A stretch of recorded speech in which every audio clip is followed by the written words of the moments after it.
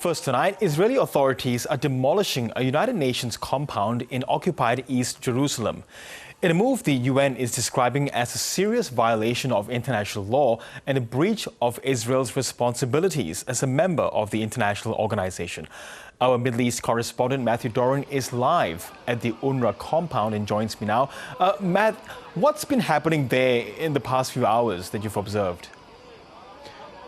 Girish, good evening. It has just gone midday here in Jerusalem, and it was at around 7 o'clock this morning that Israeli authorities and significant earth-moving equipment and demolition equipment arrived here at the UNRWA compound, which is in occupied East Jerusalem. UNRWA has occupied this space since for many decades, since its creation. The UN Palestinian aid agency created back in the late 1940s, and we have been told by UNRWA that the Israeli forces and the demolition equipment, it arrived here at around 7 a.m. Security guards who were here were told to effectively get out of the compound, and then this machinery moved in. And over the course of the last few hours, there has been significant demolition work happening in this compound. It had been relatively unoccupied apart from the security guards who were at this site for the last year or so, ever since the Israeli ban on UNRWA's operations in Israel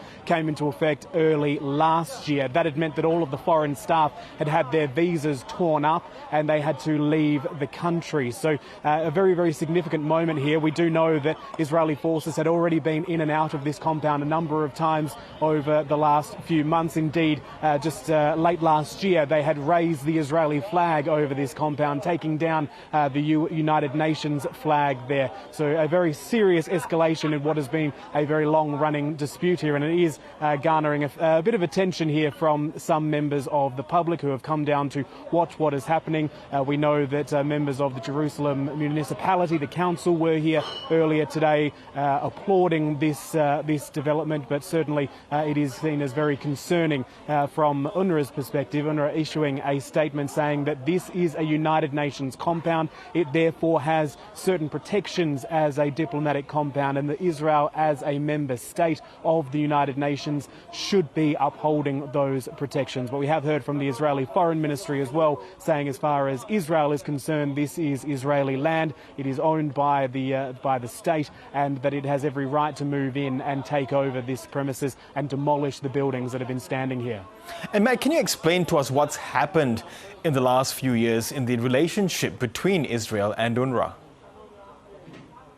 Well, Girish, there has been a long-running dispute between Israel and UNRWA for many years, but it has certainly intensified ever since the October 7 attacks against Israel back in 2023. The allegation that was made by Israeli authorities was that Hamas had infiltrated UNRWA and Hamas staff had been involved in those October 7 attacks. Now, an internal investigation by the United Nations found there was evidence a handful of staff, around 9 staff, may have taken part, and they were dismissed. But the United Nations and the broader international community has long rejected those allegations that the entire UNRWA agency is infiltrated by Hamas there. So this is a very long-running dispute. As I mentioned, legislation has been passed by the Israeli parliament, the Knesset, banning UNRWA's operations in Israel. It also makes it illegal for Israeli officials to have any sort of interaction with UNRWA as well. That makes UNRWA's work in places like the West Bank and Gaza very difficult, because Israel controls all entry in and out of